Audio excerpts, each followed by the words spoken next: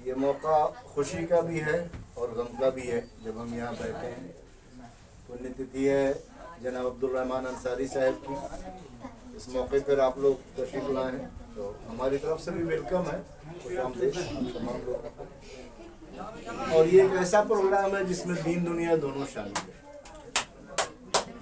उनके लिए हम दुआ भी करते हैं कि अल्लाह उनकी कमियों को दूर करे और जन्नत में बेहतर मुकाम हासिल करे।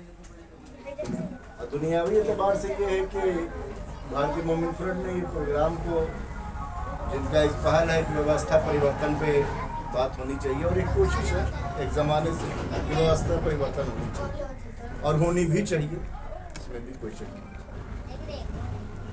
देखिए, मेरी अपनी समझ ये है कि अगर कोई चीज़ गलत है तो ज़रूरी नहीं है कि हम कोशिश करेंगे कि हम लोगों को बताएं, लेकिन जो गलत है उसके लिए हम अकेले भी बैठेंगे तो वो गलत है। गलत के लिए, जैसे भारतीय मोमिन फ्रंट के राष्ट्रीय अध्यक्ष, बेसिकली मेरा खुशामद परस्ती मेरी आदत नहीं है, मैं कर नहीं पाता हूँ, लेकिन ये एक सच्चाई है कि डॉक्टर महबूब आलम साहब व्यवस्था परिवर्तन के लिए गलत को गलत कहने के लिए कोई उनके साथ आए या ना आए, वो खुद डटे हुए हैं, खड़े हुए हैं। और यही आंदोलन का तरीका भी है कि हमने जिस चीज़ को गलत समझा उसका हमने विरोध किया। कोई आता है अल्हम्दुलिल्लाह, नहीं आता है तो भी अल्हम्दुलिल्लाह, कोशिश रहती है। तो ये बेहद मुबारकबाद के मुस्तहिक हैं इनकी जद्दोजहद। हम लोगों से तो उतना नहीं हो पाता है जितना ये करते हैं।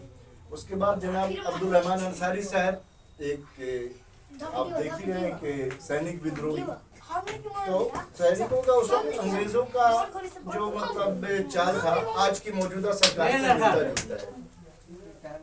आज की जो हमारी सरकार है उससे उनकी हरकत मिलती जुलती है। वो ये कि अंग्रेजों ने भी उस टाइम जो बारूद भरा था उसमें वो करते क्या था कि जो बारूद मुसलमानों सैनिक को दिया जाता था उसमें उन्होंने सुअर की चर्बी से उसको पैक किया था, और जो गैर मुस्लिम को दिया जाता था हिंदू भाई को, उसमें उन्होंने गाय की चर्बी लगाई।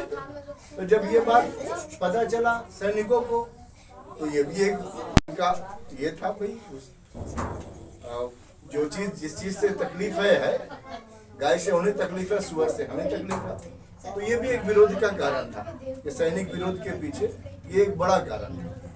नाम तो मंगल पांडे जी का आता है, लेकिन उसके पीछे अलग एक कहानी है जिस पे जाना बहुत लंबा हो जाएगा। और तो ये चाल अभी भी है सरकार की, मौजूदा सरकार जो उसकी नकल करती है, नफरत पैदा करती है।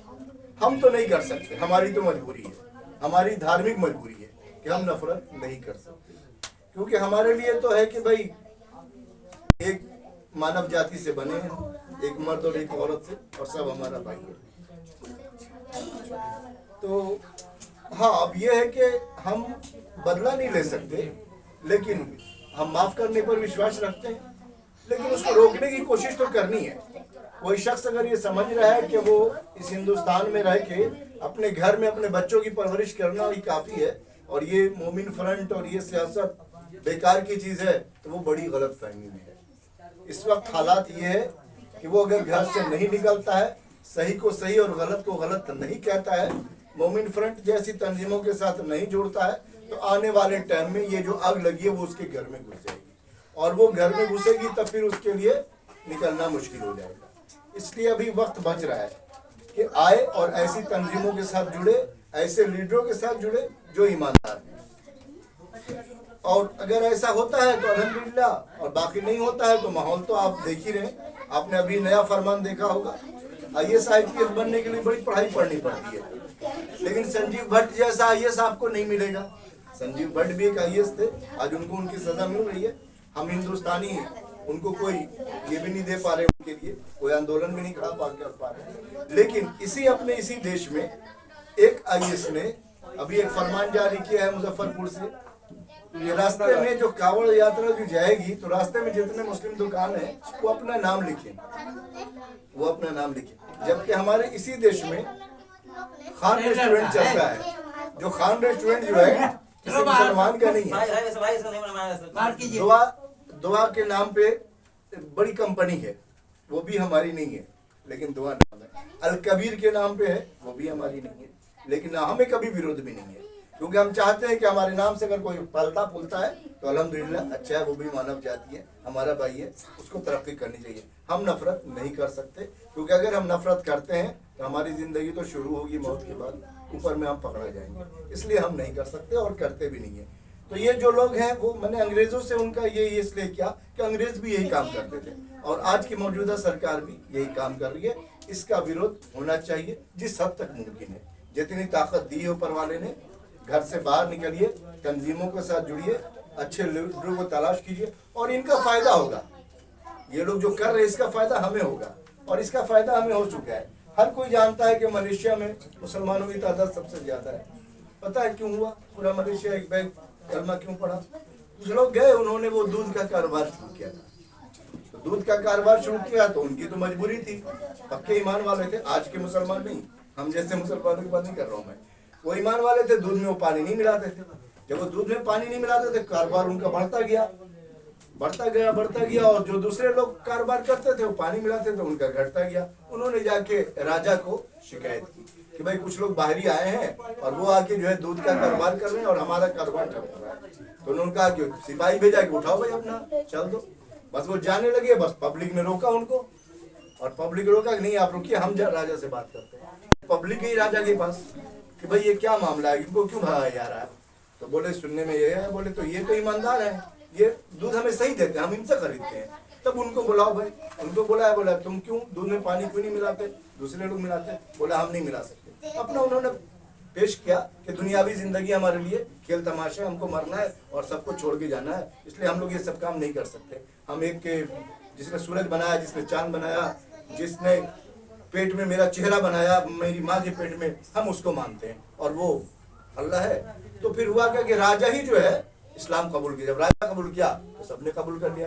तो ये जो लोग हमें मेरा नाम लिखवा रहे हैं ना, यकीन जानिए अगर हमने ईमानदारी से भेजा, अच्छे आम बेचा, बेहतर सामान बेचा, हमारा ही कारोबार से, मगर हम ऐसा करते नहीं है। हम दूसरों को देख के नकल करते हैं और नकल करके हम जो है हमारा नुकसान हो रहा है। अभी CNRC लगा, मियाँ जी भागते हुए जो कभी गाँव गए नहीं थे, चले गए पाकिस्तान और एक आदमी बन गया, वो दिल्ली बॉम्बे में बैठा हुआ था। तो अमित शाह ने तो बेचारे ने कुछ और सोच के CNRC लाया था, लेकिन लोगों को लगा कि यार चाहिए, बाप दादा का तो अपने गांव पहुंचा तो देखा कि साला वो तो जमाबंदी कायम है, जमाबंदी कायम है, बस रसीद कटानी है, जमीन सारी पड़ी हुई है। तो इधर उधर भागे तो जमीन लेके तो भागे नहीं थे और ना उस वक्त कोई उनकी जमीन खरीद सका, छोड़ देंगे। बहुत पैसा कमाया और वो रजिस्ट्री एक सबूत भी बना CNRC का और पैसा भी कमाया और सर्टिफिकेट भी बनी। तो वो तो आपको पता है कि मक्कार करने वालों के साथ ज्यादा बड़ा मक्कारी कोई और भी कर सकता है। बात कर तो ये इस चीजों को देखते हुए आपको रोड पर आना होगा और भी अच्छे लोगों के साथ जुड़ना होगा, उनसे जो है। और आप देख रहे हैं कि देश हमारा 74 साल में किस दिशा में गया है। ये देश पहले भी चलता था, सोने की दुनिया भी थी, कौन सा टाइम था, कौन लोग थे, किस तरह की सियासत कर रहे थे कि देश हमारा सोने का चिड़िया था, उसको देख के अंग्रेज आया और वो भी लूट कर ले गया, जितना भी ले गया फिर भी बहुत कुछ बचा था। आज के जो लोग हैं उन्हें भी आप देख रहे हैं किस तरह की लीडरी कर रहे हैं, वो अपना घर खूब भरते हैं। एक आदमी जिसके पास अहो पंडित जी खैनिया देहू ना, ये कॉल था जब वो मुख्यमंत्री बनते हैं, उनकी बीवी मुख्यमंत्री बनते हैं, उनके बेटा मुख्यमंत्री बनते हैं, एक ही परिवार के ऊपर सब कुछ होता है और उसके बाद जांच भी बैठती है और मिलता कुछ नहीं है, जबकि कई अरब के मालिक हैं। तो ये सारे लोग, ये सिर्फ वही नहीं है, इसके अलावा भी 1-2-3% ऐसी जाति है हमारे यहाँ जो मतलब हुकूमत करती चली आई है, IAS IPS बनती है, सरकार का हिस्सा रहती है और जो लोग चला रहे हैं, SP DM की बात कर लें, नेता के नाम, उनके अंदर भी कोई टैलेंट नहीं है। आप नजदीक से देखेंगे तो कोई अकल नहीं, बस वो डायरेक्शन के इंतजार करते हैं। एक ट्रेनिंग में था ये, उससे मेरी बात हुई कि भाई तुम जो है क्या कर रहे हो, तो बोला तो ट्रेनिंग में है तो कैसे, तो आगे क्या करोगे? बोला देखिए अगर मान लिया हिंदू मुसलमान लड़ाई हो गया या मुसलमान किसी हिंदू के दुकान को जला रहा है और हम चले गए वहाँ पे और हमको CM का फोन आ गया कि नहीं छोड़ दो, जलने दो, तुमको नहीं रोकना है, हम वापस आ जाएंगे, हम छोड़ देंगे। तो मैंने कहा तो गलत करोगा क्या? इसके हम करेंगे क्योंकि हमको सरकार की बात माननी है, हम सरकार का ये सोच है किसकी, एसपी और डीएम की। वो सरकार के हिस्सा इस हद तक है कि अपनी जिम्मेदारी इल्ला संजीव भट्ट, मैं संजीव भट्ट को अलग करके बात करूं है इसमें। तो संजीव भट्ट एक मिसाल है। वो बहुत से लोग भी हैं दुनिया में जो मतलब इस तरह के करते हैं। तो कहने के लिए तो बहुत सारी बातें की जा सकती है और बात करना मकसद भी नहीं है। यह है कि हमारी कोशिश हो कि हम डॉक्टर महबूब आलम साहब के हाथों को मजबूत करें, भारतीय मोमिन फ्रंट को मजबूत करें। और वो तो हकदार हैं, अब्दुल क़य्यूम अंसारी साहब के लिए हमारा जो डिमांड है वो उसके हकदार है, वो उनको मिलना चाहिए। भारत रत्न के हकदार हैं, उनकी भी काफ़ी कुर्बानी रही है। आज जो हम यहाँ रुके इतना ज़्यादा अपना नुकसान करने के बाद भी जो हिंदुस्तान में 20% को सामान नज़र आ रहे हैं उसमें अब्दुल क़य्यूम अंसारी साहब का भी हाथ है। मौलाना अबुल कलाम आज़ाद के साथ साथ उनका भी रहा है कि नहीं, हमें नहीं जाना है, ये भी दुनिया के देश का हिस्सा है। बाकी पाकिस्तान बनना तो एक अलग मसला था। पाकिस्तान किसने बना था, जिसमें मोहम्मद का कानून चलेगा, जो चला नहीं, जिस नक्शे में बना था वो बना नहीं। और अब हमारे देश की सियासत और पाकिस्तान की सियासत दोनों एक ही दिशा में चलती है। पाकिस्तान वहाँ के लोगों को बताता है कि नफरत करो हिंदुस्तान से, हिंदुस्तान हमें बताता है कि देखो तुम्हारा दुश्मन है। अरे भाई दुश्मन है तो एक बार चल के हासिल क्यों नहीं कर लेते। कारगिल शुरू तो हुआ था, कारगिल की भी अलग कहानी है, उसके अंदर जाएंगे तो बहुत सारी बातें सुनने में आती है जो हम बोल नहीं सकते हैं यहाँ पे। अगर वो इतना बुरा है तो फिर अब तक वो अलग क्यों है, वो हमारा हिस्सा क्यों नहीं बन सकता। हमारे पास तो ताकत है, उसको लाया जा सकता है, उसको भी ले सकते हैं, हम बांग्लादेश को भी ले सकते हैं। एक कर ले, अगर हम कर सकते हैं तो हम तो इसके साथ हैं, हम पर्सनली इसका समर्थन करते हैं। क्यों बटे हैं, जब हम कल एक थे तो आज क्यों बटे। बात कर, मैं एक बार फिर आप तमाम लोगों का इस्तेमाल करते हुए इस मीटिंग में मुबारकबाद देते हुए और अल्लाह से दुआ करते हैं कि अब्दुल रहमान अंसारी साहब को अल्लाह पाक जन्नत में आला से आला मुकाम हासिल करे। और इस बात का भी आह्वान करते हुए कि घर से बाहर निकलना होगा, अपना वक्त देना होगा, अपना वक्त मोमिन फ्रंट जैसे तंजीमों को देना होगा, डॉक्टर महबूब आलम साहब जैसे देना होगा, तभी हम अपना और अपने देश का भला कर सकते हैं। इन्हीं बातों के साथ